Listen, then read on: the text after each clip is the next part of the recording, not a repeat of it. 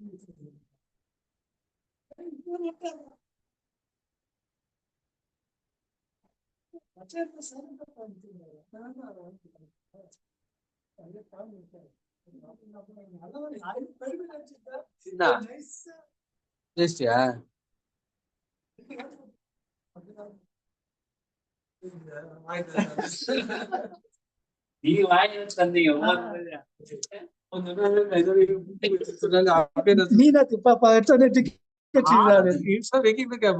கேட்கறத கரெக்டா நடக்குது. அது நீங்க கேட்டேன்னு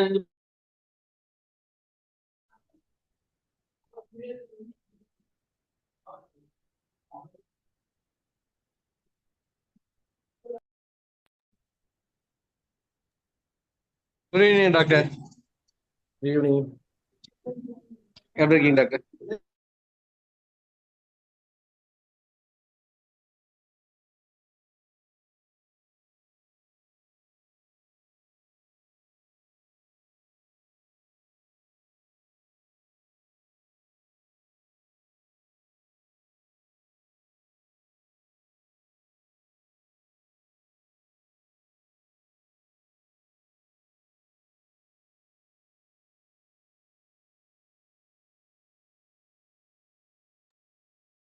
டாக்டர் வாய்ஸ் கேட்கல.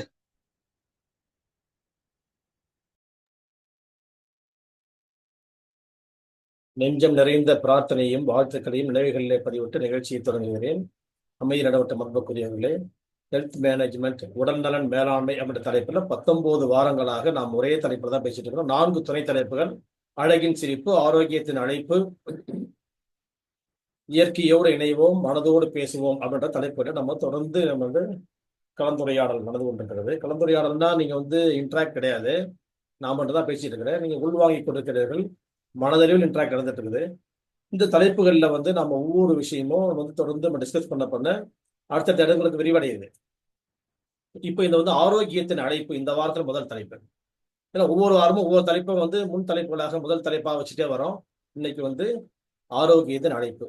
18 வாரங்களாக ஆரோக்கியத்தின் அழைப்புல எதை பத்தி நாம் பேசிட்டு இருக்கிறோம் அப்படின்னு சொன்னா, 18 வாரங்களாகவும் இதய நலன் பத்தி தான் பேசிட்டு இருக்கிறோம். Heart health. அப்ப இதயத்தை எப்படி நம்ம சீராக வைத்துக் கொள்வது, அந்த ஹார்ட்ல வரக்கூடிய பிரச்சனை என்னென்ன, வராமல் தடுக்கக்கூடிய விஷயம் எப்படி இருக்குது.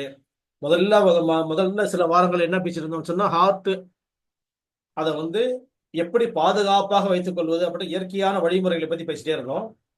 அதுக்கப்புறம் 4வது வாரத்துல இருந்து நம்ம தொடர்ந்து ஒவ்வொரு வாரமும் ஒவ்வொரு புள்ளிகளை அறிமுகப்படுத்தி ஹார்ட் எதனாலெல்லாம் பாதிக்கப்படுது, அந்த ஹார்ட் பாதிக்கப்படுறதுக்கான காரணங்கள் நேரடியான இதய பாதிப்பு 1, பிற உறுப்புகளின் காரணமாக இதயம் பாதிக்கப்படுவது 2, அப்புறம் மனதின் செயல்பாடுகள் நமக்கு வெளியில வரக்கூடிய புற காரணங்கள் இருக்கு இல்லையா, சோசியல் காசஸ், அந்த மாதிரி இதெல்லாம் சேர்ந்து 3வது காரணம். இந்த 3 விஷயங்கள் தான் நம்ம ஹார்ட்டை பாதிக்கக்கூடிய அம்சங்கள். இதுல ஒவ்வொரு வாரமும் மனதை பிற செய்திகளால, அதாவது சோசியல் காசஸ்னா நம்ம கடன் வாங்கியிருக்கிறது, தொழிலில் தோல்வி அடைகிறது, வேற ஏதாவது நமக்கு குடும்ப பிரச்சனைகள், அப்புறம் அண்டை வீட்டாரோட உறவுகள், அப்புறம் சண்டை சச்சரவுகள், இப்படி எதெல்லாம் நம்மை மனசை பாதிக்குதோ அதனால ஹார்ட் பாதிக்குது, அதுக்கு என்ன செய்யலாம் அப்படின்றதுதான் ஒரு part. Liver disturbance, kidney disturbance, அப்புறம் ஸ்டமக் டிஸ்டர்பன்ஸ், இந்த மாதிரி உடல் உள் உறுப்புகள் தொந்தரவாக போகும்போது அதுக்கு ஹார்ட் பிளட் சப்ளை பண்ணக்கூடிய விஷயங்கள்ல அதிகமான கவனம் செலுத்த வேண்டியதா இருக்கும். அதனால ஹார்ட்டை எப்படி நம்ம அதுல சேஃப்டி பண்ணி அதை ஸ்ட்ரெங்தன் பண்றது. ஏன்னா heart mother of all organs அப்படின்றது ஒரு விஷயம். 2வது உலகத்தில் நடக்கக்கூடிய மரணங்கள்ல அதிகமாக ஒரு நிமிஷத்துக்கு 4 மரணங்கள். முதல்ல எப்படி இருந்ததுன்னா 4 நிமிஷத்துக்கு ஒரு டெத்துன்னு வந்துச்சு. இப்ப அப்படியே சைக்கிள் மாறிட்டே வருது. சீக்கிரமாக இறந்து போயிடுறாங்க. படிப்படியா இளம் வயசுல இறந்து போறதுக்கான காரணங்களை பத்தி நம்ம ஏற்கனவே பேசிட்டு இருந்தோம். அது மாதிரி இந்த வாரம் நாம என்ன பண்ண போறோம்னா, சைக்கிளா நரம்பியல், அதாவது திடீர்னு ஒரு ஷாக்கு, நரம்பு மண்டலம் பாதிக்கப்படுது. இதுல ஹார்ட் அவனுக்கு டிஸ்டர்ப் ஆக போகும்போது அவனுக்கு என்ன செய்யலாம் அப்படின்றதுதான் இன்னைக்கு சப்ஜெக்ட். இது எதனாலன்னு சொன்னா, ஆங்ஸைட்டி நியூரோசிஸ். அதாவது நமக்கு ஒரு அவன் ஏக்க மனப்பான்மைக்குள்ள போயிடுவான், ஏதாவது ஒரு டிப்ரெஷன் ஆயிடுவான் அவன். அப்போ அவனுக்கு மனம் பாதிக்கப்பட்டிருக்கும். அதே மாதிரி கார்டியாக் நியூரோசிஸ், அதுக்கு இன்னொரு நேம் இருக்கு வேற ஒரு பார்ட்ல. அப்போ கார்டியாக் நியூரோசிஸ் தான் நரம்பியல் நோய்களின் காரணமாக இதயம் பாதிக்கப்படுதல். இந்த இதய பாதிப்புக்கு என்ன செய்யலாம் அப்படின்றதையும் நம்ம இன்னைக்கு டிஸ்கஸ் பண்றோம். பாதிக்கப்படும் போது என்ன ஆகுதுன்னு சொன்னா உடம்புல வந்து கம்ப்ளீட்டா வந்து பயங்கரமான ஹீட்டை ப்ரொடியூஸ் பண்ணுது இந்த பாடி. இந்த நரம்பியல் மண்டலத்தில் பாதிப்பு ஏற்படுச்சுன்னு சொன்னா இது என்ன பண்ணுதுன்னா உடம்பு முழுக்க தீவிரமான ஒரு ஹீட்டை ப்ரொடியூஸ் பண்ணுது. ஹீட்டை ப்ரொடியூஸ் பண்ணோன்னு அவனுக்கு என்ன பண்ணுதுன்னா நெஞ்சு படபடன்னு வந்து வலி ஏற்படுது, ஒரு படபடப்பு அதிகமாயிடுது, வேர்த்து போகுது, அவனுக்கு வந்து சுயநிலைவை இழக்கக்கூடிய அளவுக்கு தொந்தரவு ஏற்படுது. உடனே என்ன பண்றாங்கன்னு சொன்னா அவனை கொண்டு போய் ஹாஸ்பிட்டலில் கொண்டு செக் பண்றாங்க. எடுத்தோட என்ன செய்வாங்கன்னா இசிஜி தான் எடுப்பாங்க. ஆனா இந்த மாதிரி நோய்கள்ல இந்த நோய்க்கு இசிஜி நார்மல் காட்டும். இசிஜி நார்மல் காட்ட போகும்போது அது ஹார்ட் ப்ராப்ளம் இல்லை அப்படின்றது தான் வந்து கார்டியாலஜிஸ்ட் அங்கே கன்ஃபார்ம் பண்ணுவாங்க. இதய சிறப்பு மருத்துவம் என்ன சொல்லுவாங்கன்னு சொன்னா இது வந்து கார்டியாலஜி ப்ராப்ளம் இல்லைன்னு சொல்லுவாங்க. ஆனால் அவனுக்கு வந்து டிஸ்டர்பன்ஸ் பூரா எங்க இருக்கும்னு சொன்னா ஹார்ட்ல தான் இருக்கும். அப்போ அதுக்கு என்ன செய்யலாம், அதுக்கு அவங்க வந்து நேமிங் எப்படின்னு சொன்னா கார்டியாக் நியூரோசிஸ் அப்படின்னு பேர் வைப்பாங்க. அதுக்கு நாம அக்குபஞ்சர் புள்ளிகள்ல என்ன புள்ளி இருக்குது அப்படின்னு சொன்னா இந்த முழங்கையில சுண்டு விரலுக்கு நேரா அப்படியே கை வச்சுட்டே வந்தோம்னு சொன்னா இந்த elbow crease, medial elbow crease, முழங்கையினுடைய உள்பக்க ரேகை முடிவு, இந்த பாயிண்ட்ல பிரஸ் பண்ணணும். இந்த பாயிண்ட்ல பிரஸ் பண்ண என்ன ஆகும்னு சொன்னா இந்த ஹீட் உடனடியாக பயங்கரமான ஹீட் உற்பத்தி ஆச்சு இல்லையா, இந்த மன பாதிப்பு ஏற்பட்டு ஒரு அதிர்ச்சி ஏற்பட்ட உடனே அவனுக்கு வந்து பயங்கரமான ஹீட் ஆகிட்டு இருக்கும், ஸ்வெட் வெளியே வரும். ஏன் ஸ்வெட் வெளியே வருது, ஸ்வெட் ஏன் ஆகுது, முதல்ல அந்த ரீசன் புரியணும். நம்ம உலை கொதிக்கும் போது தண்ணி என்ன ஆகும்னு சொன்னா நெருப்பு எரிய தண்ணி வந்து ஓவர்ஃப்ளோ ஆகி வெளியே வரும் இல்லையா, அந்த மாதிரி வெளியே வெளியே வருதுன்னு சொன்னா உள்ள வந்து ஹீட் ப்ரொடியூஸ் ஆயிடுச்சு, உள்ள இருக்க தண்ணி எல்லாம் எவாபரேட் ஆகி வெளியே வந்துட்டு இருக்குது. அப்போ அந்த மாதிரி ஸ்வெட்டிங் வர போகும்போது இந்த பாயிண்ட்ல நம்ம கொடுக்க போகும்போது என்னன்னு சொன்னா முதல்ல வந்து ஃபயர் சர்வீஸ்ல என்ன எடுத்து வருவாங்க, ஃபயர் எடுத்து வர மாட்டாங்க, தண்ணி தான் எடுத்துட்டு வருவாங்க. அந்த தண்ணியை ஃபயர் சர்வீஸ் அப்படின்ற வண்டி மூலமாக கொண்டு வரக்கூடிய தண்ணிக்கு ஈக்குவலான புள்ளி தான் இந்த புள்ளி. இந்த புள்ளியில நம்ம வந்து இந்த மாதிரி பிரஸ் பிரஸ் பிரஸ், எப்பவுமே இந்த லேப்டாப் எப்படி அடிக்குதோ லேப்டாப் லேப்டாப் அதே மாதிரி ரிதமிக்கா தான் பண்ணணும். நம்ம எப்படி அவசரம் ஐயோ இது எமர்ஜென்சி அப்படிலாம் பண்ணோம்னா இன்னும் கொஞ்சம் எமர்ஜென்சியா போயிடும், இன்னும் ஸ்பீடப் பண்ணிடும். எப்பவுமே ரிதமிக்கா இயல்பான முறையில ரிலாக்ஸ் ஸ்டேட்ல பிரஸ் பிரஸ் பிரஸ். நம்ம எதிரில இருந்து பண்ணக்கூடியவங்க வந்து பதட்டமே இருக்கக்கூடாது, உனக்கு ஒண்ணுமே இல்லை என்னது சும்மா கை காட்டு சும்மா ப்ரெஸ் பண்ணி பார்க்கலாம், இங்கே ஹாஸ்பிட்டல் போற வரைக்கும் பார்க்கலாம், இது வந்து பெயின் குறைக்கும் டென்ஷன் குறைக்கும் அதுக்கப்புறம் மாத்திரை பார்க்கலாம் அப்படின்ற மாதிரி அவங்களுக்கு வந்து நம்ம வந்து ஒரு அமைதிப்படுத்தணும். முதல்ல நாம அவனுடைய முகம் அவங்கள பார்க்கறதுக்கு அமைதியா இருக்கணும். நாம பரபரப்பு காட்டவே கூடாதுங்க, அவசரம் காட்டவே கூடாது, பதட்டம் ஏற்படுத்தவே கூடாது. ஏன்னா இந்த பிரச்சனை அடுத்தது ஹார்ட்ல நிரந்தர பிரச்சனை ஆயிடும். இது அக்யூட் அட்டாக், இது வந்து திடீர்னு வரக்கூடிய வழி. அப்போ இதை வந்து என்ன பண்ணா இந்த மாதிரி கொடுக்க போகும்போது ஹீட் கொஞ்சம் கொஞ்சமா உடம்புக்குள்ள தனிய ஆரம்பிச்சிடும். அங்க தண்ணீர் ஃபில்லப் ஆகிடும். தண்ணி ஃபில்லப் ஆச்சுன்னா நெருப்பு அடைய ஆரம்பிச்சிடும். அந்த ஹார்ட்ல வரக்கூடிய பேர்ன், படபடப்பு, எரிச்சல், பதட்டம் இதெல்லாம் அப்படியே படிப்படியா குறைஞ்சி அப்படியே ரிலாக்ஸ்ட் இடத்துல அப்படியே வந்து சாஞ்சு அமைதியா உட்காருவாங்க. சில நேரத்தில் தூங்கிடுவாங்க. அந்த மாதிரி தூக்கம் வர வைப்பதற்கு, அவங்களை அமைதிப்படுத்துவதற்கு, அவங்களை தாளாட்டுவதற்கு, அவங்களை இன்பமயமான உலகத்திற்கு இட்டு செல்வதற்கு பயன்படக்கூடிய அற்புதமான புள்ளி இந்த புள்ளி. இந்த புள்ளியை வந்து நம்ம பயன்படுத்த தெரிஞ்சிடும் சொன்னா நேரடியான ஹார்ட் பிரச்சனைக்கு இந்த இடத்துல கைவிட கூடாது.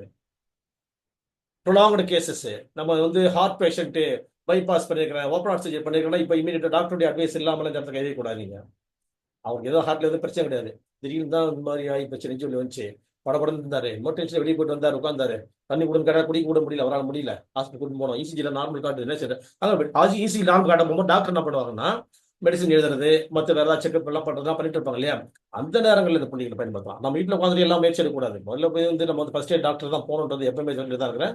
இந்த மாதிரி அவசர நிலைகள்லாம் டாக்டர் தேடி போகணும், போகும்போதும் பண்ணலாம், போய் அவங்க ரிசல்ட்ல ஒன்றும் இல்லைன்னு சொன்னதுக்கு அப்புறமும் பண்ணலாம்.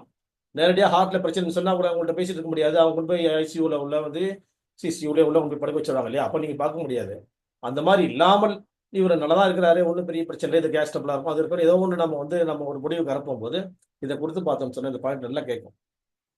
இந்த புள்ளியை வந்து தெரிஞ்சு வச்சிருக்கேன். ஒவ்வொரு புள்ளியா நீங்க 19 வாரமும் வந்து இந்த இதய நலன்களை பார்க்க போகும்போது நீங்க கத்துட்டே வந்தீங்கன்னு சொன்னா என்னவாக ரிசல்ட்ஸ்ன்னு சொன்னா டோட்டலாவே எல்லா உறுப்புகளையும் நம்ம எப்படி மெயின்டைன் பண்றது, ஹெல்த்தவே டோட்டல் ஹெல்த் எப்படி மெயின்டைன் பண்றது, மதரை மெயின்டைன் பண்ணா வீட்டவே மெயின்டைன் பண்ற மாதிரி இல்லையா, இல்லத்தின் தலைவி அவங்கள அம்மாவை மெயின்டைன் பண்ணிட்டோம்னா அந்த வீடே வந்து தொடங்கிடும். அம்மாவுக்கு வந்து கஷ்டம் இருந்துச்சு சொன்னா வீடே வந்து அப்படியே பாழடைஞ்சிடும். அந்த மாதிரியான ஒரு சூழ்நிலைகளுக்குள்ள நம்ம வந்து ஒரு இயற்கையான ஒரு அமைதியான சூழ்நிலையை நிலவச் செய்வதற்கு இந்த புள்ளி பயன்படுகிறது. இந்த இந்த இன்டர்னல் ஆர்கன்ஸ்குள்ள இருக்கக்கூடிய மதரை வந்து நம்ம கரெக்ட் பண்ண போகும்போது மற்ற ஆர்கன் எல்லாமே வந்து இயல்பான நிலைமையில நடைபெற ஆரம்பிச்சிடும். அந்த நேரத்துக்கு என்ன பண்ணோம், கொஞ்சம் தளர்வாக வச்சுக்கணும் அவரை. பரபரப்பெல்லாம் காட்டாம, டென்ஷன் இல்லாம, காத்தோட்டமா இருக்கணும். இறுக்கமான ஆடைகள்லாம் தளர்த்தணும். அவர் படுக்க வைக்கணும்.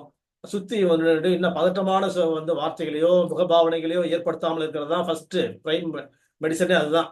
ஏன்னா சும்மா நம்ம பாட்டில் என்னாச்சு என்னாச்சு என்னாச்சுன்னு கேட்டாலும் என்னவோ ஒன்றும் ஆயிடும். ஒன்றும் ஆகலை அப்படின்றது நீங்க உங்க மனசுக்குள்ள சொல்லிக்கீங்க.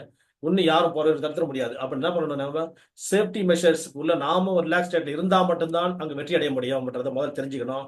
அவரையும் அமைதிப்படுத்தணும். நாம அமைதி அடைவது, அவரை அமைதிப்படுத்துவது, ரெண்டு விஷயங்கள்லயே தான் நம்ம ஜெயிக்க முடியும். அப்ப நம்ம வந்து எல்லாத்துக்குமே ஒரு சக்தி இருக்குது. ஆனவனை ஒருத்தருக்கிறான் அங்க ஒப்படைக்கணும். முதல்ல ப்ரேயர் மைண்ட்ல இருக்கணும். அப்ப உங்க மைண்டு ரிலாக்ஸ். நீங்க ஒண்ணு பெரிய உலகத்தை காப்பாற்ற போறது கிடையாது. உங்க மைண்ட்ல வந்து இது வந்து ஒரு டெக்னிக்கல் பார்ட். நீங்க தான் ஒரு டெக்னீஷியன். அது வந்து கரெக்ட் பண்ண போறீங்க. அவ்வளவுதான். அந்த மெக்கானிக் மைண்ட்ல தான் நம்ம இருக்கணும். அப்போ இந்த மெக்கானிசத்தை நம்ம யூஸ் பண்ணலாம். யூஸ் பண்ண போகும்போது வெற்றி நிச்சயம். இந்த வெற்றி நிச்சயமான வெற்றியை நீங்க அடையணும், கத்துக்கணும். 19 வாரத்தையும் நீங்க ரிவ்யூ பண்ணி பாருங்க. ஒவ்வொரு வாரமும் இதயத்திற்கான சிறப்பு புள்ளிகள் ஒன்று ஒன்றா சொல்லிட்டு வந்திருக்கிறேன்.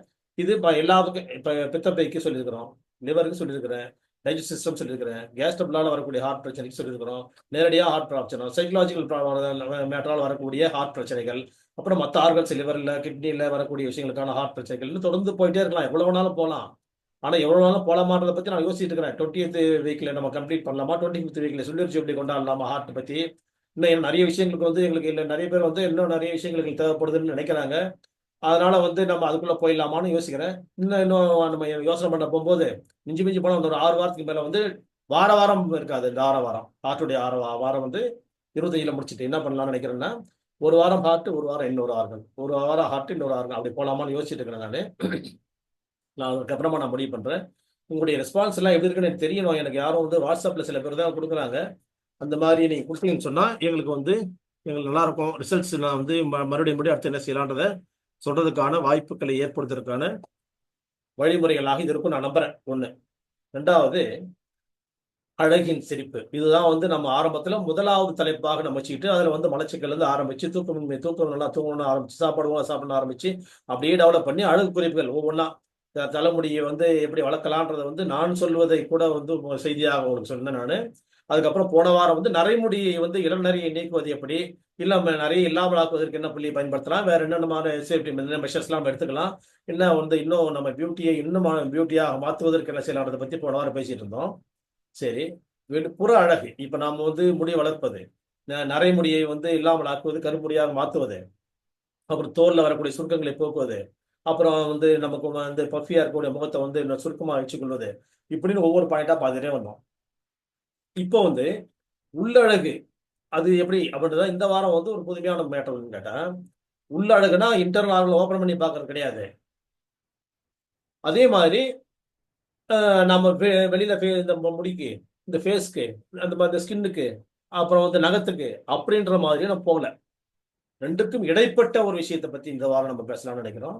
அந்த சப்ஜெக்ட் என்னன்னு சொன்னா, நம்ம ஒருத்தரை பத்தி பக்கத்து பார்த்து பேசிட்டு இருக்க போகும்போது நம்மளை பார்த்து நம்மள்ட்ட ஆர்வமா பேசிட்டு இருக்கும்போது அவங்களுக்கு வெறுப்பு ஏற்பட்டுரும். எதனால வெறுப்பு ஏற்படுத்துது? வெறுப்பு ஏன் ஏற்படுது? அவங்கள பார்க்க போகும்போது நம்ம பக்கத்துல உட்காந்துருக்கும் போது நம்ம மேலேருந்து வீசக்கூடிய வாடை, இந்த வாடை வந்து அவங்களுக்கு வந்து ஒரு மார்க் இரிட்டேஷனா இருக்கும். நம்மளோட முக்கியமான விஷயத்தை பேசலாம் வந்திருப்பாங்க. வாயில வரக்கூடிய உடம்புலேருந்து வரக்கூடியது கூட அப்புறம் பார்த்துலாம். முதல்ல வாயில வரக்கூடிய அந்த வாடை என்ன பண்ணுதுன்னு சொன்னா அவங்களை தொந்தரவு பண்ணும். அப்ப அவங்களால வந்து நம்மள்ட்ட உட்காந்துட்டு வந்து ஆர்வமா பேச வந்தவங்க நம்மளை விட்டு கொஞ்சம் தள்ளி உட்கார்றதுக்கோ, அப்புறம் கொஞ்சமா நகர்ந்து அப்புறமா போயிடுறதுக்கோ, அப்பால போயிடுறதுக்கோ, இந்த மாதிரி சூழ்நிலை ஏற்படக்கூடிய நிலைமையில வந்து ரொம்ப முக்கியமானவங்களா இருப்பாங்க. அவங்கள போய் பார்க்க வந்திருப்பாங்க. ஆனா அவங்களுக்கு இந்த மாதிரி பக்கத்து உட்கார முடியாம என்ன பண்ணுவோம், அவசர அவசரமா முடிச்சுட்டு வெளியே போயிடுவாங்க. அப்போ அந்த மாதிரி வாயில வரக்கூடிய வாடையை வந்து இல்லாமல் ஆக்கி நாம அழகு சேர்த்து நம்மகிட்ட பேச போகும்போது இதழில் இருக்கக்கூடியவங்களுக்கு ஆர்வம் ஊட்டக்கூடிய அளவிற்கு நாம இருக்கணும். அதுக்கு என்ன செய்யலாம்? இல்ல அட்லீஸ்ட் வெறுக்காம அருவருப்போ இல்லாமையாவது அவங்க உட்காந்து பேசணும்.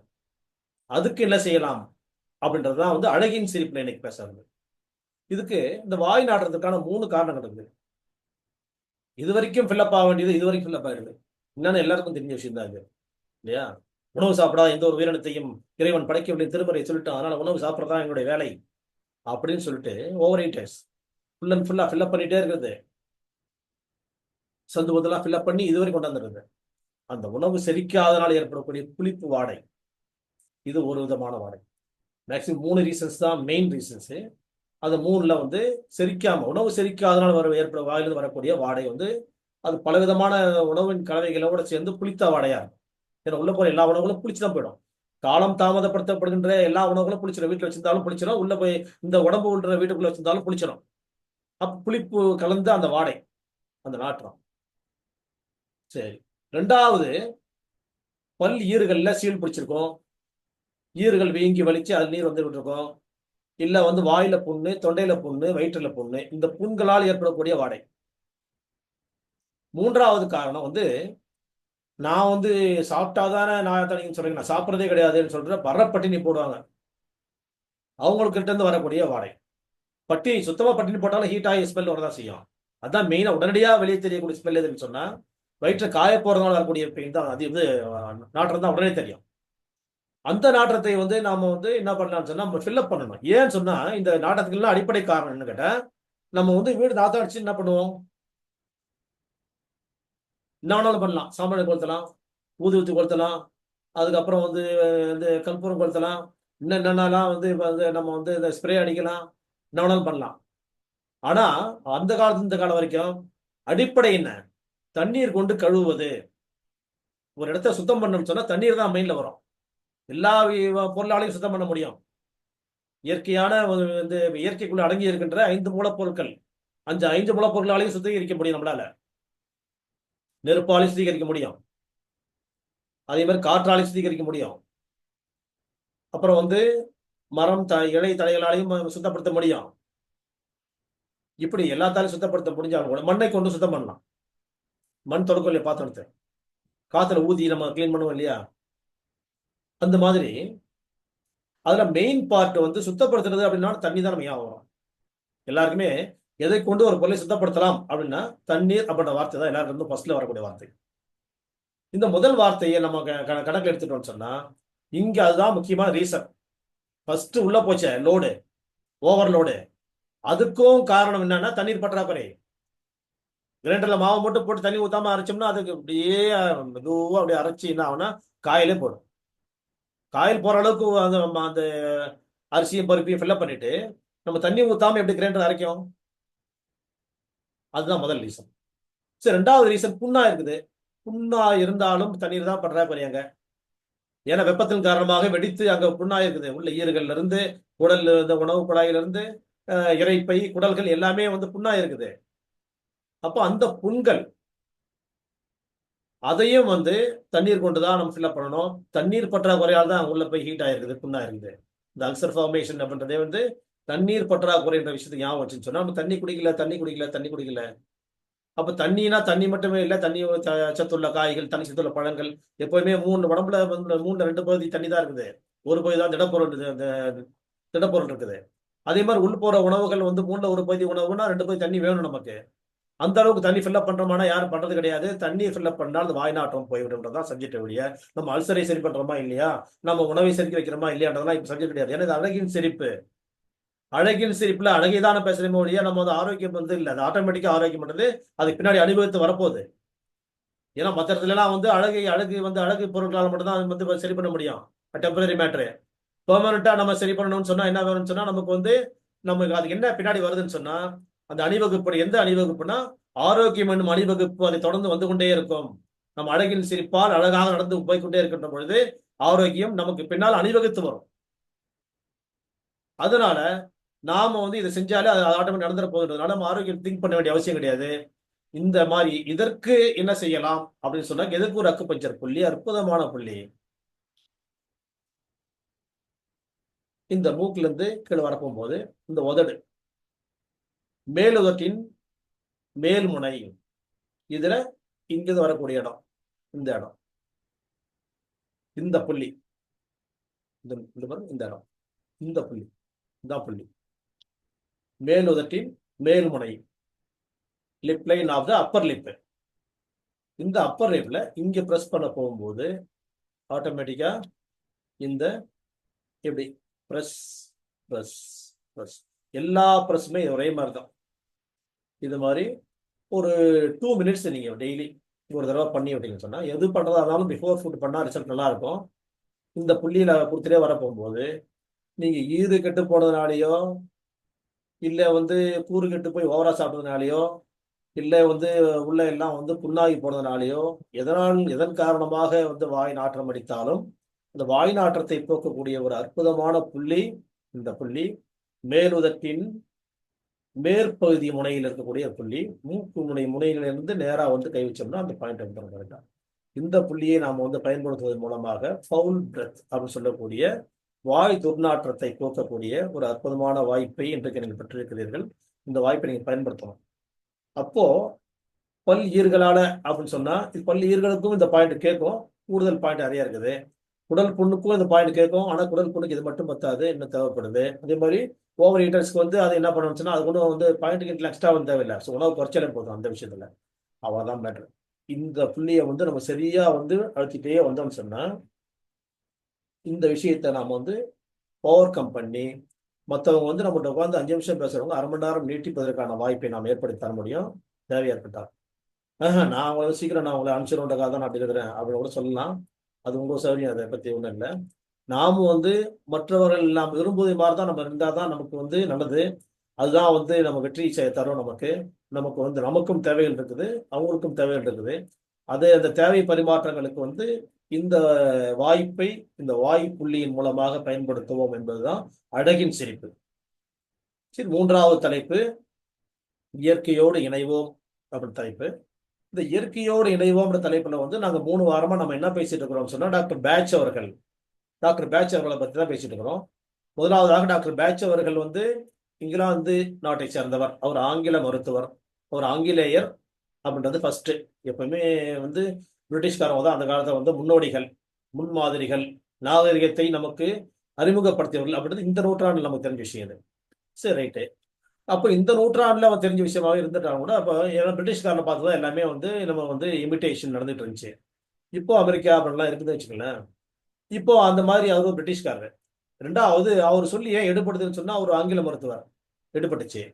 3வது காரணம் அவர் வந்து அலோபதிக் மெடிசன் பண்ணிட்டு இருக்க போகும்போது அது வந்து சரியான ஒரு தீர்வை கொடுக்கலன்னு சொல்லி தீர்மானத்துக்கு வந்ததுக்கு அப்புறமா வந்து அந்த மெடிசன் விட்டு வெளியே வந்துட்டு டிரான்ஸ்லேட்டரா மாறுறாரு. டிரான்ஸ்லேட்டரா மாறினதுக்கு அப்புறமா வந்து அவர் நிறைய புத்தகங்கள்லாம் படிக்க போகும்போது அவருக்கு ரொம்ப ஆர்வமாகி அந்த ஹோமியோபதி மருத்துவத்துக்கு படிக்கிறாரு. ஹோமியோபதி மருத்துவம் வந்து மைண்ட் ரிலேட்டடா இருக்க போகும்போது அவருக்கு இன்னும் டச்சிங்கா இருக்குது, அவருக்கு பிடிச்சிருக்குது அது. 2வது ஒரு இயற்கை ஆர்வலர். அவர் வந்து வாழக்கூடிய அந்த வேஸ்ட் நகரத்துடைய சுத்தி வரப்போகும்போது அங்க இருக்கக்கூடிய இயற்கையில் சூழ்ந்த காட்சிகள் வாழ்க்கையில எப்பவுமே அவர் ஈர்த்துக்கிட்டே இருந்துச்சு. எப்பவுமே அவர் இயற்கையை விரும்பி எங்கேயாவது காணாம போய் சுத்திட்டு இருப்பாரு. பூக்கள், அந்த காடுகள், மரங்கள், இலைகள், தலைகள் இப்படி சுத்திட்டு இருப்பாரு, பார்த்துட்டு இருப்பாரு. அப்படிதான் வந்து 2 விஷயங்களையும் அவர் ஒருங்கிணைச்சார். எப்படி ஹோமியோபதி மருத்துவத்தில் வந்து நோய்களுக்கான அடிப்படை காரணம் மைண்ட் ரிலேட்டடா இருக்குதுன்ற ஒண்ணு. 2வது வந்து அதற்கு வந்து இயற்கையான நறுமணங்கள் மூலமா வந்து இந்த மனசு மாறுது அப்படின்னு கண்டுபிடிக்க போகும்போது அவர் இதுக்கான காரணங்களை ஆராய்ந்தார். அந்த காரணங்கள் தான் நம்ம போன வாரம் பேசிட்டு இருந்தோம். 7 விதமான உணர்வுள்ள மனிதர்களை அவர் அடையாளம் காட்டினார். மனுஷனா இருக்கிறோம்னு சொன்னா இது 7 குணங்கள் தான் இருக்குது. இந்த 7ல கூட குறைச்சி இருக்கலாம். ஆனா எது ஜாஸ்தியா இருக்குதோ, எது அவனை வந்து டாமினேட் பண்ணுதோ அதுதான் அவனுடைய மெயின் கேரக்டர் அப்படின்னு சொல்லி அவர் கண்டுபிடிச்சாரு. அதுக்கான 7 விதமான ஒரு கலவை உள்ள ஒரு மருந்துகளை வந்து அவர் நமக்கு அறிமுகப்படுத்தினார். 38 மருந்துகளை அறிமுகப்படுத்தினார் பேசிட்டு இருந்தோம். அந்த மாதிரி வந்து 38 மருந்துகளை அவர் அறிமுகப்படுத்த போகும்போது அவர் முதலாக ஒரு மலரை மோந்து பார்க்க போகும்போது வரப்போகும்போது இருந்த உணர்வுகள் வேற, அதுக்கப்புறமாக வந்து இருந்த உணர்வுகள் வேற. அவர் போகும்போது ஒரு சோர்வான மனநிலையில, ஒரு டிப்ரெசிவான ஒரு மூட்ல அவர் அந்த பூவை போய் வந்து அப்படியே மோந்து பார்க்குறாரு. அந்த பூவை மோந்து பார்க்கறத பத்தி போன வாரத்துக்கு முன் வாரமே பேசுறேன். போன வாரமும் அதை பத்தி பேசுறோம், இந்த வாரமும் அதை பத்தி பேசுறேன். ஏன்னா பிடிச்ச பகுதி எத்தனை தடவை வேணாலும் பேசலாம், பிடிச்ச பாட்டு எத்தனை தடவை வேணாலும் பாடலாம். அந்த மாதிரி மலரை மோந்து பார்க்க போகும்போது நம்ம கம்பருடைய மேற்கோள்கள்ல இருந்து ஒரு பாட்டை நம்ம சொன்னோம். நம்ம வந்து ஒரு ஏத்தம் இறக்குற ஒரு பாட்டு பாடினா கம்பரே ஆச்சரியப்பட்டு போய் இந்த அர்த்த வரி எனக்கு தேடுறதுக்கு பல வாரங்கள் எடுத்துக்கொண்டார், பல நாட்கள் எடுத்துக்கொண்டார்னு பேசணும். மூங்கில் இலைமையிலே தூங்கும் பனி நீரே, தூங்கும் பனி நீரை வாங்கும் கதிரவனே அப்படின்னு சொல்லிட்டு அந்த மாதிரி ஒரு பூவின் மேல இருக்கக்கூடிய பனிநீரை வந்து டாக்டர் பேட்ச் அவர்கள் வந்து நாவால் நக்கி பார்க்கின்றார். நக்கி பார்க்கின்ற பொழுது அவருக்கு ஏற்பட்ட உணர்வின் காரணமாக புத்துணர்ச்சி அடைகிறார். அப்போ அவருக்குள்ள அந்த மருந்து முதலாக அவர் எந்த மருந்தை பார்த்தாரு அப்படின்னு சொன்னாக்க 38 மலர் மருந்துகள் இருக்குது. 38 மலர் மருந்துகள்ல மிமுலஸ் அப்படின்னு ஒரு மருந்தை வந்து அவர் செலக்ட் பண்றாரு. அதுதான் வந்து அந்த பூல இருந்து அவர் எடுத்த மருந்து. அந்த பூவை வந்து பார்த்தோம்னா அவருக்குள்ள வந்து ஒரு மாதிரி இருந்த மூடு மாறிடுச்சு, ஃப்ரெஷ்னஸ் கிடைச்சிச்சு. அப்போ அவர் திரும்ப ஆராய்ச்சி பண்றாரு. அந்த மருந்துல இருந்து அந்த பூல இருந்து எக்ஸ்ட்ராக்ட் எடுத்து அது அவருடைய பேஷண்ட்ஸ்க்கு வந்து டெஸ்ட் பண்ணி பார்க்கறாரு. பார்க்க போகும்போது அதுல இருக்கக்கூடிய உயிரோட்டம் அது உடனே என்ன பண்ணுதுன்னு சொன்னா அந்த பேஷண்ட்டுக்கு வந்து ரெக்கவரி கொடுக்குது. நமக்கு மட்டும் இல்ல, மற்றவங்களுக்கு கொடுக்குதுன்னு சொல்ல போகும்போது மறுபடியும் அதை கொடுத்து ட்ரை பண்ணி பார்க்கறாரு. ட்ரை பண்ணி பார்க்க போகும்போது அவர் கன்ஃபார்ம் பண்றாரு, ஆமா இதுல வந்து விஷயம் இருக்குது. அப்போ வந்து இதை வந்து நம்ம இதை மாதிரி வந்து கண்டுபிடிப்போம்னு சொல்லி ஒரு ஆரம்பிக்கின்றார். அவர் முதலாக இந்த மிம்லஸை கொடுக்க போகும்போது என்ன உணர்வு அவர்கிட்ட இருந்து விலகிச்சுன்னு சொன்னா பய உணர்வு. அப்போ இந்த பய உணர்வுலயே 5 விதமான பய உணர்வை அறிமுகப்படுத்துறாரு. அதுல முதலாவது பய உணர்வு என்னன்னு சொன்னா காரணம் உள்ள பயம். படிக்காமையே பரீட்சைக்கு போகும்போது நமக்கு ஏற்படக்கூடிய பயம், ப்ரிப்பேர் ஆகாமையே ஒரு வேலைக்கு போய் ட்ரை பண்ண போகும்போது வரக்கூடிய பயம், வெளியவே போகாதவன் வெளியில போய் ஒரு வண்டி ஏறி தனியா போகக்கூடிய நேரத்துல வரக்கூடிய உண்மையான பயம். நம்ம மட்டும் எப்பவுமே எதுவும் இல்லாம இருந்துச்சு, வீடுலாம் சாப்பாடுலாம் சரியில்லாம இருந்தது. இன்னைக்கு ஒரு முக்கியமான ஒரு பொருள் கொண்டாந்து வீட்டுக்குள்ள வச்சிருக்கிறோம், இன்னைக்கும் தாப்பால் சரியில்லைன்னு போகும்போது இது வரைக்கும் அந்த இல்லாத ஒரு அச்ச உணர்வு அன்னைக்கு அவனுக்கு ஏற்படுதுன்னு சொன்னா அதுபடிப்பட்ட ஒரு பயம். இந்த மாதிரி காரணம் உள்ள ஒரு பயம், காரணம் இல்லாத பயம்ன்றதுக்கு அது வேற இருக்குது. இந்த காரணம் உள்ள ஒரு பயம் ஒருத்தருக்குள்ள இருக்குது. ஒருத்தருக்கு பயம் உணர்ச்சி இருக்கு, ஒருத்தருக்கு பய உணர்ச்சி இருக்குது. அந்த பய உணர்ச்சிக்கான ரீசன் பின்னாடி இருக்குது அப்படின்னு சொன்னார். அதற்கு அங்க முக்கியமாக தேவைப்படுவது என்ன அப்படின்னு சொன்னாக்க மிமுலஸ் அப்படின்னு அவர் செலக்ட் பண்றாரு. இந்த மிமுலஸை செலக்ட் பண்ண உடனே அவர் கொடுத்து பார்க்குறாரு. பல 100 நோயாளியை கொடுத்து பார்க்குறாரு. Results positive result. அப்போ பயத்தை போக்குவதற்கு நமக்கு ஒரு மிகப்பெரிய ஆயுதம் கிடைத்திருக்கின்றது அப்படின்னு வந்து மகிழ்ச்சி அடைகின்றார். ஏன்னு சொன்னா பேட்ச் இன்னைக்கு வந்து இறந்து இன்னைக்கு 150 வருஷங்களுக்கு மேல ஆயிடுச்சு. இன்றைக்கும் வந்து கல்லறையில் உறங்கி கொண்டிருந்தாலும் அவர் வந்து இன்றைக்கும் பேசப்பட்டு கொண்டிருக்கின்றார், நம்மோடு உலா வந்து கொண்டிருக்கின்றார்னு சொன்னாக்க அதுக்கான காரணம் என்ன? ஒரு மருத்துவர் அப்படின்னா அவருடைய இலக்கணம் ஒன்று இருக்குது. பிறர்படும் துயரங்களை பார்த்து யார் தானும் துயரடைகிறார்களோ, அதை நீக்கும் முயற்சியில் ஈடுபடுகிறார்களோ அவர்களே மருத்துவம் பார்க்கும் தகுதி உடையவர்கள். அந்த மாதிரி தகுதியை டாக்டர் பேட்ச் அவர்கள் அடைந்திருந்தார். பேட்சா கோடானும் கோடி பேர் இன்னைக்கு வந்து எம்பிபிஎஸ் படிச்சிருக்காங்க, எம்டி படிச்சிருக்காங்க. எத்தனை கோடிகள் இருக்கமோ இன்னைக்கும் எவ்வளவு மாணவர்கள் படிச்சுட்டு தான் இருக்கிறாங்க. அத்தனை பேர்களும் வரலாற்றில் இடம் பெற்றுக்கிறாலும் இல்லை. கண்ணதாசன் சொல்ற மாதிரி வாழ்ந்தவர் கோடி மறைந்தவர் கோடி, மக்களின் மனதில் நிற்பவர் யார், வானம் காப்போர், அப்புறம் என்ன ஒரு வரி மறந்து போச்சு, சரித்திரம் தன்னிலை நினைக்கின்றார். அந்த மாதிரி சரித்திரத்தில் இடம்பெறக்கூடிய டாக்டர் பேட்ச் அவர்கள் இன்னைக்கும் பேசப்படுகிறார், நாளைக்கும் பேசப்படுவார். இந்த உலகின் கடைசி மனிதனுக்கு அறிவோடு சிந்திக்கக்கூடிய கடைசி மனிதன் வாழ்கின்ற வரையிலும் டாக்டர் பேட்ச் அவர்கள் நினைவூட்டப்படுவார், நினைவிலேயே நடமாடுவார். எத்தனையோ நோய்களை தீர்ப்பதற்கும் அவர் பயன்பட்டுக் கொண்டிருக்கிறார், பயன்படுவார். அப்படிப்பட்ட இடம் தான் டாக்டர் பேட்சுடைய இடம். அவர் அறிமுகப்படுத்தின முதலாவது மருந்து என்னது? முதலாவது மருந்து மிமுலஸ், MIMULUS, மிமுலஸ். அப்போ பயத்தை போக்குவதற்கு, அதாவது நோய்கள்லயே மிகப்பெரிய நோய், இந்த நோய் ஆபத்துகள்லயே மிகப்பெரிய ஆபத்து எதுன்னு சொன்னா பயம்தான். எதை வேணாலும் வெற்றி அடைஞ்சு மேல வந்துடலாம். ஒருத்தருக்குள்ள பய உணர்வு, நீங்காத பய உணர்வு இருக்குமானால் அவங்க வந்து அதை விட்டு ஓவர் கம் பண்ணி ஜெயிச்சு மேல வர்றது ரொம்ப ரொம்ப கஷ்டம். பய உணர்வை விட்டு வெளியே வந்தாங்கன்னா, அதாவது பயம்னு 2 விதமான பயம் இருக்குது. எங்க பயப்படணுமோ அங்க பயப்படணும், எங்க பயப்படக்கூடாதோ அங்க பயப்படக்கூடாதுன்ற அந்த ஸ்டேட்ல வந்து அவங்க தெளிவா இருந்தாங்கன்னு சொன்னால் அவங்க வெற்றி நிச்சயம். அப்படிப்பட்ட வெற்றியை டாக்டர் பேட்ச் அவர்கள் நமக்கு அறிமுகம் செய்திருக்கின்றார். அந்த வாய்ப்பை நாம் பயன்படுத்திக் கொள்ள வேண்டும் என்பதுதான் வந்து இயற்கையோடு இணைவோம் அப்படின்ற சொல்லிட்டு. சரி, டாக்டர் இயற்கையோடு இணைவோம்னா டாக்டர் பேட்ச் பத்தியே பேசிட்டு இருந்தோம் இல்லையா? இப்ப அதே மாதிரி வந்து அடுத்தது வந்து மனதோடு பேசுவோம். மனதோடு பேசுவோம்ல வந்து பல மருத்துவங்கள் வந்து நம்ம வந்து அறிமுகப்படுத்திட்டே இருக்கிறோம். முதலாக வந்து நம்ம என்ன பண்ணோம்னா ஹோமியோபதிக் மெடிசனை பத்தி நம்ம அறிமுகப்படுத்தணும். ரெண்டாவதாக பயோகெமிக் மெடிசின்ஸை பத்தி அறிமுகப்படுத்தணும். டாக்டர் சூஸ்லர் ஹோமியோபதிக் அப்படின்னு சொன்னா டாக்டர் சாமுவேல் ஹானிமன் ஜெர்மனி. அப்புறம் டாக்டர் சூஸ்லர் அவர் அறிமுகப்படுத்தின 12 பயோகெமிக் மெடிசின்ஸை பத்தி பேசிட்டு இருந்தோம். மூன்றாவதாக டாக்டர் பேட்ச் அவர்கள் அறிமுகப்படுத்திய ஃப்ளவர் மெடிசின்ஸை பத்தி பேசிட்டு இருக்கிறோம். எல்லாமே மருந்துகள். நீங்க மருந்து இல்லாத மருத்துவத்தை பத்தி தான் நீங்க அதிகமா பேசுறீங்க, அதிகமா அதை உள்ள ஆர்வத்தோட இருக்கிறீங்க. நீங்க அதில் தான் உங்களுடைய செயல்பாடு இருந்துட்டு இருக்குது. அதனாலதான் உங்களோட தொடர்பு நாங்க இருக்கிறோம். நீங்க மருந்துகளையே பேசிக் கொண்டிருக்கிறீர்களே அப்படின்னு சொல்ல போகும்போது, மருந்தில்லாத உலகம் எதெல்லாம் இருக்குதுன்னு சொன்னா, அக்குபங்க்சர், அக்குப்ரெஷர், அப்புறம் ரெய்கி, பிரானிக் ஹீலிங், அப்புறம் நிறைய பெண்டுலம் தெரப்பி, இந்த மாதிரி நிறைய தெரப்பிஸ் எல்லாம் இருக்குது. அப்புறம் மேக்னட்டோ தெரப்பி இப்படின்னு, சைக்கோ தெரப்பி, இந்த மாதிரி தெரப்பிகள்லாம் இருக்குது. எல்லாத்தையுமே நம்ம எல்லாம் அறிமுகப்படுத்தி நம்ம எல்லாம் கன்ஃபியூஸ்ட் போயிடக்கூடாதுன்றதுனால தான் நான் நிறைய விஷயங்களை உங்களுக்கு சொல்லல. இன்னும் வேணும்னா எப்பயாவது ஒரு நடுவில் ஒரு பிரேக் போகும்போது இன்னொரு புதுசான மருத்துவங்கள் இந்த உலகத்துல என்ன இருக்குது. எல்லா மருத்துவங்களும் ஒரு அடிப்படையான ஒரு பாதையில் அணிவகுத்து பயணம் செய்து கொண்டிருக்கிறது. ஒரு மருத்துவம் மட்டும் ஒரு தனியான பாதையை தேர்ந்தெடுத்து பயணம் செய்கிறது. அந்த மருத்துவம் தனியா போகக்கூடிய அந்த மருத்துவம் தான் ஆங்கில மருத்துவம். அதை எதை பேஸ் பண்ணிருக்குன்னா சயின்ஸ் பேஸ் பண்ணிருக்குது. சயின்டிபிக் அப்ரோச், அதனுடைய அப்ரோச் எதுனா சயின்டிபிக் அப்ரோச். மற்றதெல்லாம் பிலாசபிக்கல் அப்ரோச், தத்துவத்தின் அடிப்படையில். ஒவ்வொன்றுக்கும் ஒரு தத்துவங்கள் இருக்குது. அந்த தத்துவங்களின் அடிப்படையில் அவைகள் எல்லாம் பயணம் செய்கின்றது அப்படின்ற விஷயத்தை நம்ம உள்வாங்கிட்டோம் சொன்னா, தத்துவங்களின் அடிப்படையிலான பயணம் இது.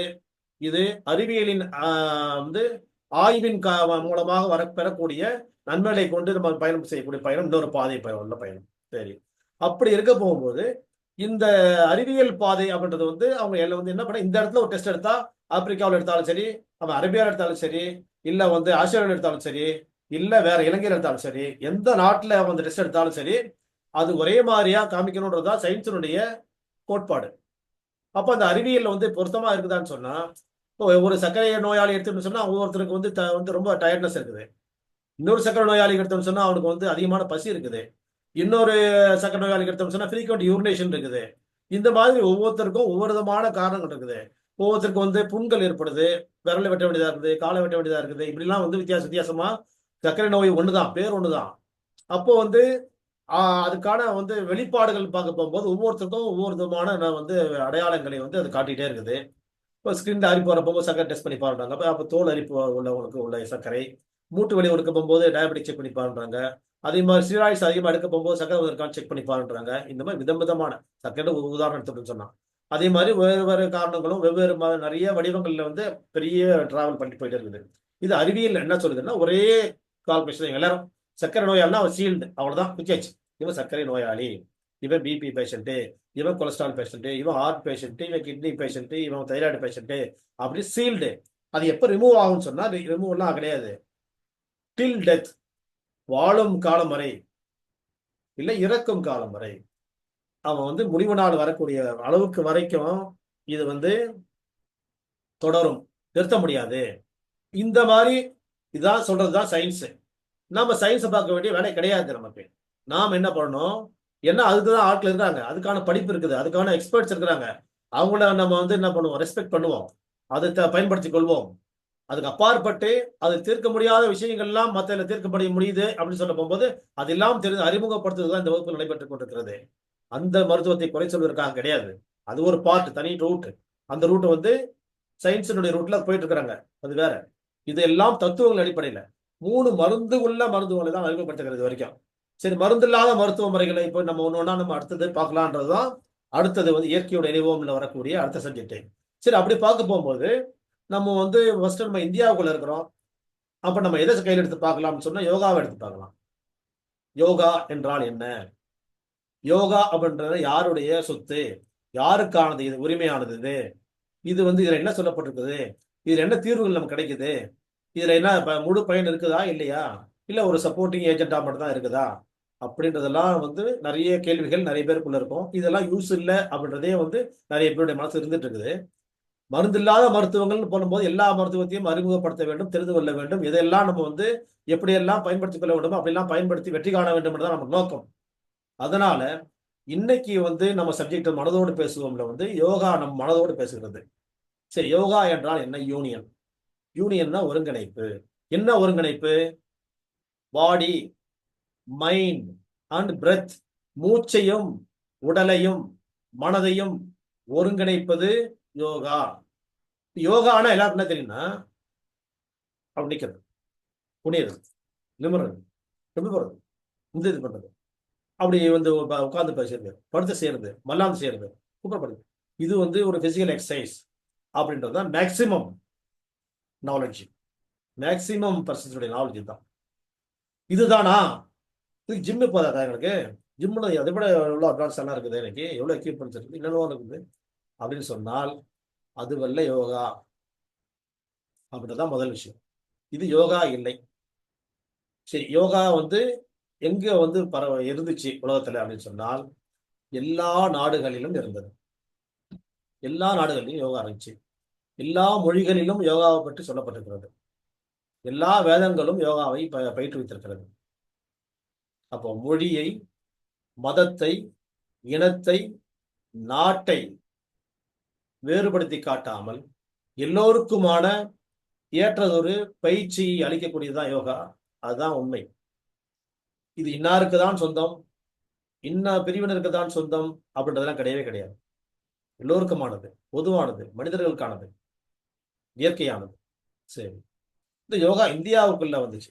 இப்ப எப்படி அக்குபங்சரை சீன மருத்துவம் நம்ம ஏன் ஒத்துக்கிறோம் அப்படின்னு சொன்னா, உலகம் பூராம் எல்லா மொழிகளிலும், எல்லா நாடுகளிலும், எல்லா இனங்களிலும், எல்லா பிரிவுகளிலும், எல்லா பகுதிகளிலும், மலைகளில், காடுகளில், பாலைகளில், சோலைகளில், இங்கெல்லாம் வந்து அக்குபங்சர் இருந்துருந்துச்சு.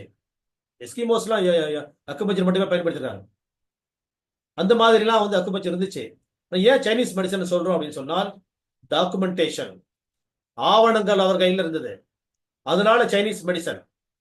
அதே மாதிரி யோகா என்பது நம்முடைய பாரம்பரியத்தை சேர்ந்தது. ஏன்னா டாக்குமெண்டேஷன் யார் கையில் இருக்குது? நம் கையில் இருக்கிறது. யோகாவை பத்தி இந்தியர்கள் கையில் இருக்குது. அதனால இந்த டாக்குமெண்ட்ஸ் நம்ம கையில இருக்கிறதுனால நம்மளுது. யார் கையில ஒரு வீட்டு பத்திரம் இருக்குதோ அந்த வீடு அவனுக்கு தான். அது அவன் பேர் தான் போட்டிருக்கோம். இன்னொருத்தர் பேர் கொடுத்த வச்சுக்க போறது கிடையாது, அந்த சொந்தம் கொண்டாடவும் முடியாது. இந்த வீட்டு பத்திரம் யார் பேர்ல பாருக்குது? ஒன்றுதான் வீடு. அது எந்த கோர்ட்டுக்கு போனாலும் சுப்ரீம் கோர்ட் வரைக்கும் அதுதான் ஜெயிக்கும். அப்போ அந்த மாதிரி இந்த யோகா என்பது நமக்கு சொந்தமானது நம்ம பெருமையோடு சொல்லிக் கொடுக்கறதுக்கான காரணம் ஒண்ணு, அந்த டாக்குமெண்ட்ஸ் நம்ம கையில் இருக்குதுன்றது ஒண்ணு. ரெண்டாவது, இந்த வழிபடுதல், இந்த முறைகள் எல்லாம் வந்து இதுக்குள்ள அதிகமாக பயன்பாட்டில் இருந்து கொண்டிருந்தது. அதனால இங்கிருந்து நம்ம ஆரம்பிக்கலாம். எல்லா மொழிகளிலும் இனங்களிலும் யோகா எப்படி இருந்ததுன்ற பத்தி இப்ப தொடர்ந்து நம்ம பேசுவோம். நம்ம இப்ப எப்படி பண்ணலாம்னு சொன்னா, ஒரு வாரம் மலர் மருத்துவம் பத்தி பேசலாம், பேட்ச் பத்தி பேசலாம், ஒரு வாரம் யோகா பத்தி பேசலாம், ஒரு வாரம் இன்னொரு சப்ஜெக்ட் பேசலாம், அந்த மாதிரி பேசுவோம். யோகா என்பது நம்ம இந்தியாவை பொறுத்த வரைக்கும் 4 காலங்கள்ல வந்து இது வந்து பரவி இருக்கிறது. ஃபர்ஸ்ட் காலம்ன்றது வேத காலங்கள். ரிக்கி, யஜூர், சாம, அதர்வனம் அப்படின்னு சொல்லக்கூடிய 4 வேதங்கள் அறிமுகப்படுத்தப்பட்ட காலங்கள்ல இந்த யோகா இருந்தது. அப்புறம் யோகா அதற்கு பிந்தைய காலம். இந்த காலம் வந்து ஒரு 3000, இது வந்து 5000 வருஷத்துக்கு முந்தைய வரலாறு. ஃபர்ஸ்ட் நான் சொன்னது 5000 வருஷத்துடைய ஹிஸ்டரி. உலகத்துல எல்லா ரெக்கார்டுமே 5000 வருஷங்கள் தான் இருக்குது. ஆபிரகாமுடைய வரலாறு 5000 வருஷங்கள் இருக்குது நம்ம கையில. அதே மாதிரி சுஷ்ருத அப்படின்னு சொல்லிட்டு ஆயுர்வேதிக் புக்கினுடைய நம்முடைய இந்தியாவில் எழுதப்பட்ட நூல், முதலாவது எழுதப்பட்ட நூல் 5000 வருஷம் ஹிஸ்டரி. அப்புறம் நெய்ஜிங் ஹுவாங்டி அப்படி அவருடைய சைனீஸ் டாக்டர் அவர் எழுதுனது நெய்ஜிங் நூல், அது 5000 வருஷம். 5000 வருஷத்துக்கு முந்தைய வரலாறுலாம் அழிக்கப்பட்டு விட்டது. 5000 வருஷம் ரெக்கார்டு இந்தியா வந்து உலக மக்கள் கையில் இருந்துட்டு இருக்குது. எங்க பார்த்தாலும் ஒரு 5000 வருஷத்துடைய ரெக்கார்டு இருக்குது. அதனால 5000 வருஷத்துக்கு முந்தைய காலம் அப்படின்றது தான் வந்து வேதத்துக்கு முந்தைய காலம். சரி, அதுக்கப்புறமா வந்து கிளாசிக்கல் யோகா ஒரு வடிவமைப்பைக்குள்ள கொண்டாந்து விட்ட காலம் வந்து 3000 ஆண்டுகளுக்கு முன்பாக. அது யாருடைய காலம்? பதஞ்சலி முனிவர் வாழ்ந்த காலம். மொத்தமே 196 தத்துவங்கள் தான் அவர் அறிமுகப்படுத்துறாரு. ஆனா அது வந்து 3000 வருஷத்துக்கு மேல நீடிச்சிச்சு. அதுக்கப்புறம் போஸ்ட் கிளாசிக்கல், இதுக்கு அப்புறமா வந்த யோகா வந்து இப்போ 1000 வருஷத்துல இருந்து கிபி 200 வரைக்கும் வந்தது வந்து 3வது காலகட்டம். இன்னைக்கு இருக்கிறது மாடர்ன் யோகா, நவீன யோகா. சரி, இந்த யோகா 4 காலங்கள் நம்ம இந்தியாவை பத்தி முதல்ல பேசிட்டு இருப்போம். அப்புறம் மற்ற மொழிகள்ல, மற்ற இடங்கள்ல எப்படி யோகா இருக்குதுன்றதை பத்தி பின்வரும் காலங்கள்ல பேசுவோம். இந்த 4 காலங்கள்ல யோகா வளர்ந்துச்சு. நாம வந்து இப்ப நவீன காலத்துகள்ல வந்து என்ன பண்ணோம்னா, இப்போ வந்து பவர் யோகா, அந்த யோகா, இந்த யோகா, இது வந்து அப்படி பண்றோம், இப்ப கூட தண்ணிக்குள்ளேயே யோகா பண்றோம், காத்துலயே பறந்துகிட்டே பலூன்லயே யோகா பண்றோம் அப்படின்னு சொல்றதெல்லாம் யோகா கிடையாது.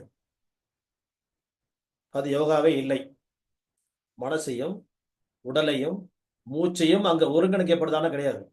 யோகாவில் வந்து அதெல்லாம் ஆசனங்கள், பிசிக்கல் எக்ஸசைஸ் ஒரு பார்ட்டு. அது வந்து நம்ம என்ன பண்ண போறோம்னா வேத காலங்களையும் நம்ம பார்க்க போறது வேணாம், இப்போதைக்கு தேவையில்லை. சரி, இந்த கிளாசிக்கல் பீரியடுக்கு அப்புறமா உள்ள காலங்களையும் பார்க்க வேண்டியதில்லை, நவீன காலத்திலும் பார்க்க வேணாம். நம்ம எப்ப எடுத்துக்கலாம்னா 3000 வருஷத்துக்கு முன்ன வரலாறு, அந்த பதஞ்சலி முனிவர் அறிமுகப்படுத்திய அஷ்டாங்க யோகா. அஷ்டம் அப்படின்னா 8, 8 விதமான செய்திகளை அவர் நமக்கு அறிமுகம் செய்கின்றார். அந்த 8 விதமான செய்திகளில் மனித வாழ்க்கையினுடைய மேம்பாடு எப்படி இருக்க வேண்டும் என்பதை அறிமுகப்படுத்துறார். மனிதன் மனிதனாக வாழ்வதற்கு, சுய கட்டுப்பாடோடு வாழ்வதற்கு, பிறநலன் பேணி வாழ்வதற்கு, பிறரோடு ஒற்றுமையாக வாழ்வதற்கு, வாழ்வாங்கு வாழ்வதற்கு, ஆரோக்கியமாக வாழ்வதற்கு, இன்பமயமான வாழ்க்கையை தேர்ந்தெடுத்து அதை நீடித்த வாழ்க்கையாக மாற்றிக்கொள்வதற்கு எப்படி வாழ வேண்டும் என்பதை அந்த அஷ்டாங்க யோகா நமக்கு அறிமுகம் செய்கிறது. அதை மட்டும் தெரிஞ்சிட்டோம்னா யோகா அப்படின்னா என்ன அப்படின்றது ஒரு ஃப்ரேம் ஒர்க் நமக்கு கிடைச்சிடும். இதை வந்து நாம தெளிவா புரிஞ்சிட்டோம் சொன்னா யோகா என்பது நம்முடைய வாழ்க்கையில் எப்படி எந்த அளவுக்கு தேவைப்படக்கூடியதா இருக்குது, யோகாவின் மூலமாக நோய்களை தீர்த்து கொள்ள முடியுமா முடியாதா, எந்த விதமான நோய்களை இதன் மூலமா தீர்த்துக்கலாம், எல்லோருக்குமே ஏற்றதா இது, நாங்கெல்லாம் இப்படி தடைகளா நின்றுலாம் ஜெயிக்க முடியுமா அப்படின்னு கேட்டால் தலையில் நிற்கிறதெல்லாம் ஒன்றும் கிடையாது. இப்படி டச் பண்ணாலே யோகா தான், அப்படி புக்ஸ் தானே யோகா தான். எக்ஸசைஸ் மட்டுமே யோகான்ற வடிவம் உங்கள்கிட்ட வந்து மாறணும். முதல்ல அந்த ஸ்ட்ரக்சர் கிடையாது, அது பிசிக்கல் எக்ஸசைஸ் ஏ பார்ட் ஆஃப் யோகா. 8 1 தான் அந்த பிசிக்கல் எக்ஸசைஸ், குனியறது, நிமிறது, சைடில் திரும்புறது, கொண்டதெல்லாம். அப்போ மீதி 7 என்ன, அதெல்லாம் தெரிஞ்சதுக்கு அப்புறம் நம்ம வந்து நம்ம ஆய்வுக்கு உட்படுத்தப்படணும் நம்மளை. இது சரியா, இது எதுக்கு பயன்படும், யார் யாருக்கு எது பயன்படும். ஒரு சின்ன பையனை போய் இந்த முதிரை வச்சு உட்காரப்பா, 1/2 மணி நேரம் உட்காரப்பா நீ அப்படின்னு உட்கார வேணாம். ஒரு 70 வயசானவர் நடக்க முடியாம வீல் சேர் கொடுக்குறாங்க, நீங்க என்ன பண்ணுங்க, நின்று அப்படியே ஃபார்வர்ட் பெண்டிங் பண்ணுங்க பார்க்கலாம் அப்படின்னு சொன்னாக்கா அப்படியே குப்புற சுதந்திரம் வரும். அப்புறம் அவருக்கு வந்து இன்னும் கொஞ்சம் டேஞ்சர் ஆகி போய் அவர் தூக்கி ஆஸ்பத்திரி தான் போகணும். அப்போ யார் யாருக்கு எது தேவைப்படுகிறது அப்படின்னு பார்த்து பகுத்து பகுத்து அதை செலக்ட் பண்ணி நம்ம கொடுக்க போகும்போது சாதாரணமான காமன் கோல்ல ஆரம்பிச்சு புற்றுநோய் வரைக்கும் ஜெயிப்பதற்கான வாய்ப்புகள் யோகாவில் இருக்கிறது. அப்படிப்பட்ட ஒரு வாய்ப்பை இந்த நம்முடைய இந்திய பாரம்பரிய மருத்துவம் நமக்கு அறிமுகம் செய்திருக்கிறது. அதை என்னன்னு தெரிஞ்சுக்க வேண்டிய கடமை நம்மகிட்ட இருக்குது. ஏன்னா ஒன்று தெரியாம ஒன்றை வந்து நம்மளே தீர்மானிக்க கூடாது. தெரிந்ததுக்கு அப்புறமாக வந்து அதை அப்படியே எனக்கு தெரியுன்ற மாதிரி விட்டுடக்கூடாது. அதை செயல்படுத்தி கொள்ள வேண்டும். அது நம்ம செயல்பாட்டில் பயன்படுவதற்கு எதெல்லாம் பயன்படுத்திக் கொள்ளலாம், எதெல்லாம் நம்மளால முடியாது, எது நமக்கு தேவையானது, எது நமக்கு தேவையில்லை என்ற முடிவுக்கு நம்ம கொண்டு வரணும். அந்த மாதிரி முடிவு எடுப்பதற்கு இன்னும் இந்த யோகாக்கள் என்ன இருக்கின்றது என்பதை அடுத்த வாரம் பார்ப்போம். இந்த பகுதியை நமக்கு அறிமுகம் செய்வதற்கு காரணகர்த்தாவாக இருக்கக்கூடிய ஆசிரியர் பெருமக்களுக்கான பிரார்த்தனையோடு இன்றைய வகுப்பு நிறைவு செய்யப்படுகிறது. நன்றி அன்புக்குரியவர்களே.